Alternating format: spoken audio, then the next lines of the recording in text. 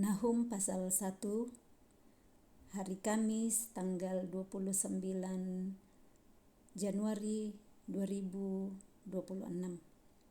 Judul: Ucapan Ilahi tentang Niniwe. Kitab Penglihatan Nahum, orang Elkos.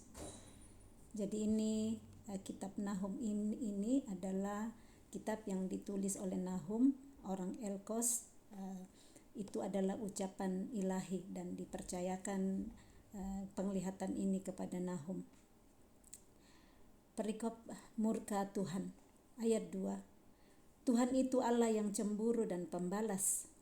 Tuhan itu pembalas dan penuh kehangatan amarah. Tuhan itu pembalas kepada para lawannya dan pendendam kepada para musuhnya. Ini kalau kita selama ini selalu berpikir ya Tuhan itu panjang sabar, besar kuasanya, ada di ayat 3. Tetapi dituliskan dalam penglihatan Nahum ini bahwa Tuhan Allah itu cemburu, Tuhan itu Allah yang cemburu dan pembalas. Tuhan itu pembalas dan penuh kehangatan amarah. Tetapi kepada siapa dulu dia pembalas, cemburu ini dan penuh kehangatan amarah? Itu lanjut, Tuhan itu pembalas kepada para lawannya.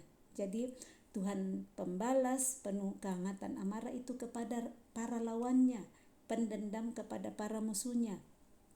Tetapi kita lihat di situ ayat yang ketiga, Tuhan itu panjang sabar dan besar kuasa, tetapi ia tidak sekali-kali membebaskan dari hukuman orang yang bersalah. Jadi Tuhan itu panjang sabar, besar kuasa, tetapi ada keadilannya di situ yang tidak sekali-kali membebaskan dari hukuman orang yang bersalah. Tuhan adil, Tuhan penuh kasih dan sabar, besar kuasanya, tetapi ada keadilannya juga. Dan disitulah di ayat 2 dikatakan Tuhan itu pembalas, penuh kehangatan amarah itu kepada para lawan dan musuhnya.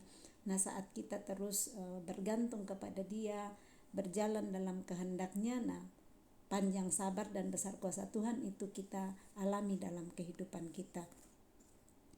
Ia berjalan dalam puting beliung dan badai, dan awan adalah debu kakinya. Ia menghardik laut dan mengeringkannya, dan segala sungai dijadikannya kering. Wow, ini Tuhan bisa menghardik laut, bisa mengeringkan laut. Kita sudah lihat bagaimana Tuhan mengeringkan laut waktu bangsa Israel keluar dari Mesir, saat dikejar kembali oleh Firaun dan semua prajuritnya. Di depan Musa dan bangsa Israel ada laut Teberau, dan Tuhan menghardik laut melalui Musa, melalui tongkat Musa. Tuhan keringkan laut supaya bangsa Israel bisa berjalan di situ. Segala sungai dijadikannya kering. Sungai pun dijadikan kering, sungai Yordan waktu menyeberang, waktu Yosua yang memimpin setelah Musa mati, meninggal, Yosua yang melanjutkan tongkat estafet, dan saat mereka mau menyeberang sungai Yordan, Tuhan juga mengeringkan sungai itu. Tuhan sanggup menghardik laut dan mengeringkannya. Tuhan sanggup mengeringkan segala sungai. Tidak ada yang mustahil bagi Tuhan. Kalau manusia kita lihat bagaimana mungkin bisa hal itu terjadi, tetapi tidak ada yang mustahil bagi Tuhan. Basan dan Karmel menjadi merana dan kembang Libanon menjadi layu. Gunung-gunung gemetar terhadap Dia dan bukit-bukit mencair. Bumi menjadi sunyi sepi di hadapannya, dunia serta seluruh penduduknya. Jadi gunung-gunung pun gemetar terhadap Dia, bukit-bukit mencair. Kita baca sebelumnya ya di kitab Mika bagaimana dituliskan gunung-gunung meleleh seperti itu ya, sepertinya gunung-gunung meleleh di hadapan Tuhan. Jadi ini gunung batu pun di sini dikatakan bukit-bukit mencair. Kekuasaan Tuhan sanggup mencairkan gunung-gunung, bahkan gemetar terhadap Dia.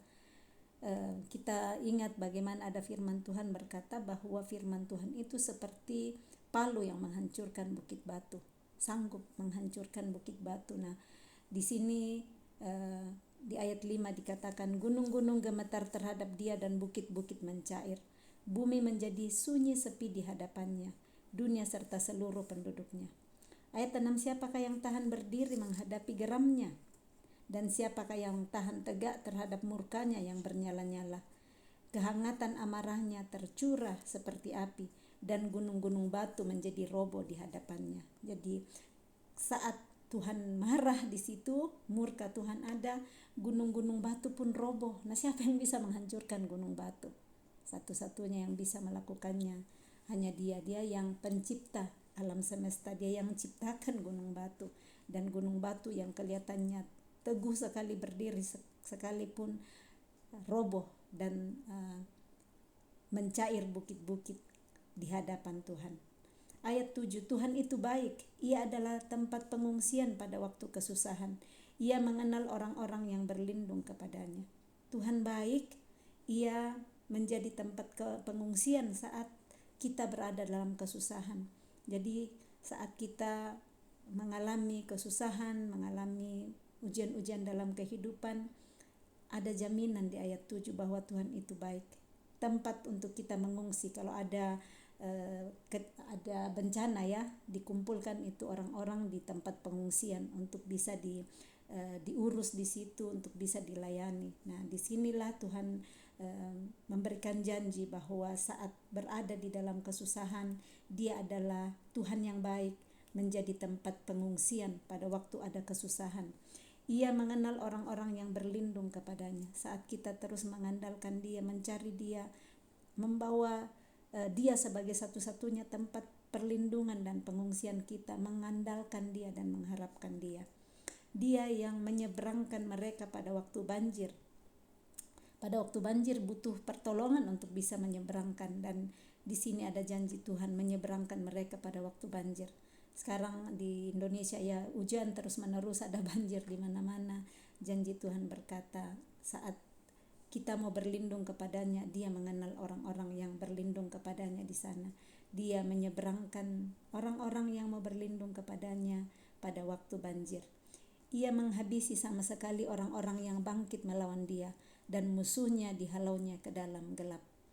Tidak ada satupun musuh Tuhan yang akan menang di hadapan Dia. Dia sanggup menghabisi sama sekali semua orang-orang yang bangkit melawan Dia, dan musuhnya semua dihalaunya ke dalam gelap.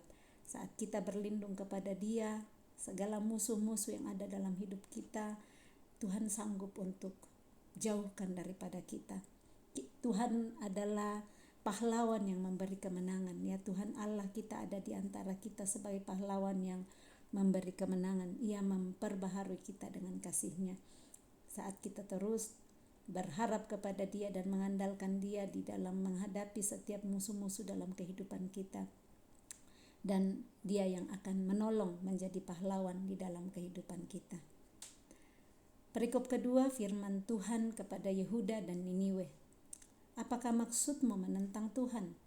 Ia akan menghabisi sama sekali, kesengsaraan tidak akan timbul dua kali. Sebab mereka pun akan lenyap seperti duri yang berjalin-jalin, dimakan habis seperti jerami kering. Bukankah daripadamu muncul orang yang merancang kejahatan terhadap Tuhan, orang yang memberi nasihat dursila? Beginilah firman Tuhan, sekalipun mereka utuh dan begitu banyak jumlahnya, tetapi mereka akan hilang terbabat dan mati binasa. Sekalipun aku telah merendahkan engkau, tetapi aku tidak akan merendahkan engkau lagi. Jadi ini Tuhan memberikan penglihatan kepada Nahum bahwa apa maksudmu menentang Tuhan? Jangan menentang Tuhan, berharaplah terus kepada Tuhan. Karena di sini dikatakan biarpun banyak ya ada sekalipun mereka utuh dan begitu banyak jumlahnya, tetapi mereka akan hilang terbabat dan mati binasa. Jangan andalkan banyaknya jumlah orang-orang yang dipercaya di sekitar kita.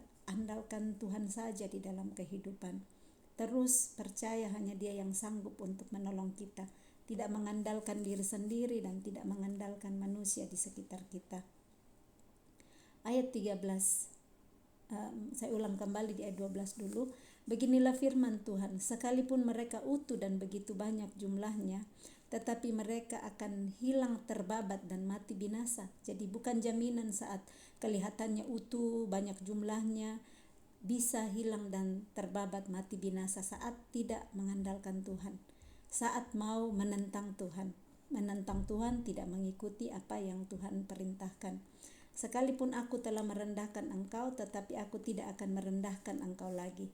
Ayat 13, sekarang aku akan mematahkan gandarnya yang memberati engkau, dan akan memutuskan belenggu-belenggu yang mengikat engkau. Terhadap engkau inilah perintah Tuhan. Tidak akan ada lagi keturunan dengan namamu. Dari rumah Allahmu aku akan melenyapkan patung pahatan dan patung tuangan. Kuburmu akan kusediakan sebab engkau hina. Lihatlah, di atas gunung-gunung berjalan orang yang membawa berita, yang mengabarkan berita damai sejahtera. Rayakanlah hari rayamu, hai Yehuda, bayarlah nasarmu, sebab tidak akan datang lagi orang dursila menyerang engkau. Ia telah dilenyapkan sama sekali. Amin. Ya, kita lihat di sini firman Tuhan kepada Yehuda dan Niniwe untuk mengingatkan jangan menentang Tuhan, jangan mengandalkan banyaknya prajurit-prajurit, banyaknya orang-orang yang hebat, yang kelihatannya mereka utuh, besarnya kota mereka. Kita ingat Niniwe ini di kitab Yunus ya, kita sudah baca di situ bagaimana Niniwe adalah kota yang sangat besar. Dan waktu itu di kitab Yunus sudah diperingatkan bagaimana Yunus diminta Tuhan untuk memperingatkan Niniwe supaya tidak dihancurkan, dan Niniwe pada saat itu berbalik. Nah, kita lihat ada lagi nih firman kepada Yehuda dan Niniwe.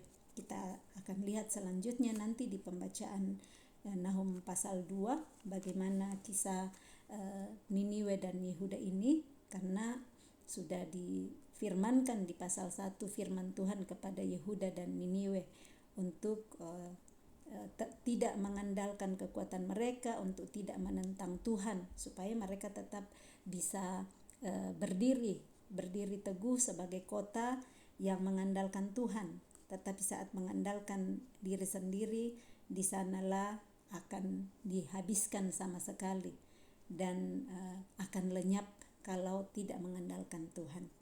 Nah, memberikan pelajaran kepada kita untuk tetap teguh, berharap kepada Tuhan di dalam perkara hidup kita, tidak mengandalkan kekuatan kita, tidak mengandalkan manusia di sekitar kita, tetapi hanya mengandalkan Tuhan dan mencari pertolongan kepada Dia. Tuhan Allah yang baik, yang menjadi tempat pengungsian pada waktu kesusahan. Jangan mengungsi kepada manusia, tetapi mengungsilah kepada Tuhan, berlindung kepada Dia. Dia yang sanggup untuk menolong kita, memelihara kita di waktu-waktu kesusahan.